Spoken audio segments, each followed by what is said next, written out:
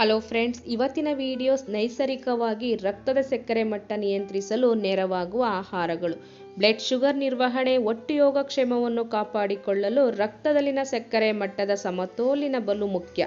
ಸರಿಯಾದ ರೀತಿಯ ಆಹಾರ ಸೇವನೆ ಬ್ಲಡ್ ಶುಗರ್ ನಿರ್ವಹಣೆಯ ಉತ್ತಮ ಮಾರ್ಗದಲ್ಲಿ ಒಂದು. ಅಂತೆಯೇ ರಕ್ತದಲ್ಲಿನ ಸಕ್ಕರೆ ಮಟ್ಟವನ್ನು ಉತ್ತಮವಾಗಿ ಕಾಪಾಡಿಕೊಳ್ಳಲು ಸಹಾಯ ಮಾಡುವ ಕೆಲವು ಆಹಾರಗಳ ಬಗೆಗಳು. ಪಾಲಕ್ ಸೇರಿ ಹಸಿರೆಲೆ ಸೊಪ್ಪು ತರಕಾರಿಗಳು ಕಡಿಮೆ ಕ್ಯಾಲೋರಿ, ಕಾರ್ಬೋಹೈಡ್ರೇಟ್ಗಳನ್ನು ಹೊಂದಿದ್ದು ರಕ್ತದ ಸಕ್ಕರೆಯ ಮಟ್ಟ ನಿಯಂತ್ರಣಕ್ಕೆ ಇದು ಉತ್ತಮ ಆಯ್ಕೆಗಳಲ್ಲಿ ಒಂದಾಗಿದೆ.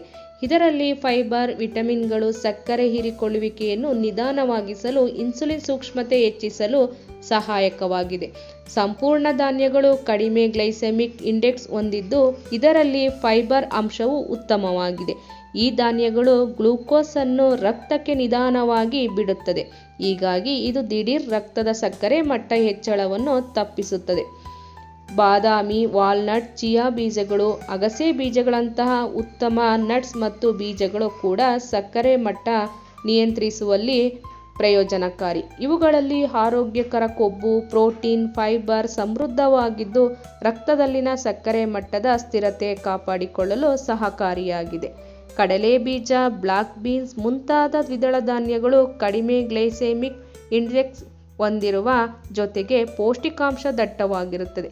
ಇದರಲ್ಲಿರುವ ಪ್ರೋಟೀನ್, ಫೈಬರ್ ಅಂಶ ಊಟದ ಬಳಿಕ ಬ್ಲಡ್ ಗ್ಲೂಕೋಸ್ ಮಟ್ಟದ ಏರಿಕೆಯನ್ನು ತಡೆಯಲು ನೆರವಾಗುತ್ತದೆ. ಬ್ಲೂಬೆರಿಗಳು, ಸ್ಟ್ರಾಬೆರಿಗಳು, ರಾಸ್ಬೆರಿಗಳು ಹೆಚ್ಚಿನ ಆಂಟಿ ಆಕ್ಸಿಡೆಂಟ್ಗಳೊಂದಿಗೆ ಕಡಿಮೆ ಸಕ್ಕರೆ ಮಟ್ಟ ಹೊಂದಿರುವ ಆಹಾರಗಳಾಗಿವೆ. ಇವು ಇನ್ಸುಲಿನ್ ಸಂವೇದನೆಯನ್ನು ಸುಧಾರಿಸಲು, ಸಿಹಿಯ ಕಡು ಬಯಕೆ ನಿಗ್ರಹಿಸಲು, ರಕ್ತದಲ್ಲಿನ ಸಕ್ಕರೆ ಮಟ್ಟ ನಿಯಂತ್ರಿಸಲು ಸಹಕಾರಿಯಾಗಿದೆ.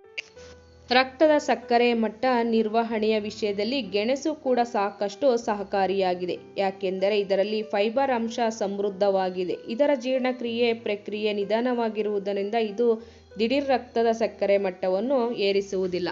ಆರೋಗ್ಯಕರ ಮಸಾಲ ಪದಾರ್ಥಗಳಲ್ಲಿ ದಾಲ್ಚಿನ್ನಿ ಕೂಡ ಒಂದು. ಇದು ಇನ್ಸುಲಿನ್ ಸೂಕ್ಷ್ಮತೆಯನ್ನು ಉತ್ತಮವಾಗಿಸುವ ಜೊತೆಗೆ ಆಹಾರ ಸೇವನೆಯ ಮುಂಚಿನ ರಕ್ತದ ಸಕ್ಕರೆ ಮಟ್ಟ ತಗ್ಗಿಸುವಲ್ಲಿ ನೆರವಾಗುತ್ತದೆ ಎನ್ನಲಾಗುತ್ತದೆ. ಹೀಗಾಗಿ ದಾಲ್ಚಿನ್ನಿಯನ್ನು ನಿಮ್ಮ ಆಹಾರದಲ್ಲಿ ಸೇರಿಸುವುದು ಉತ್ತಮ.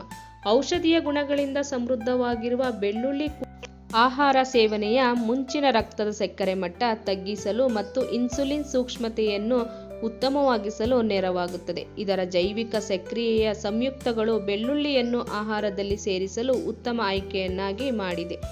ಈ ವಿಡಿಯೋಸ್ ನಿಮಗೆ ಇಷ್ಟವಾದರೆ ಲೈಕ್ ಮಾಡಿ, ಶೇರ್ ಮಾಡಿ, ಸಬ್ಸ್ಕ್ರೈಬ್ ಮಾಡಿ. Thank you.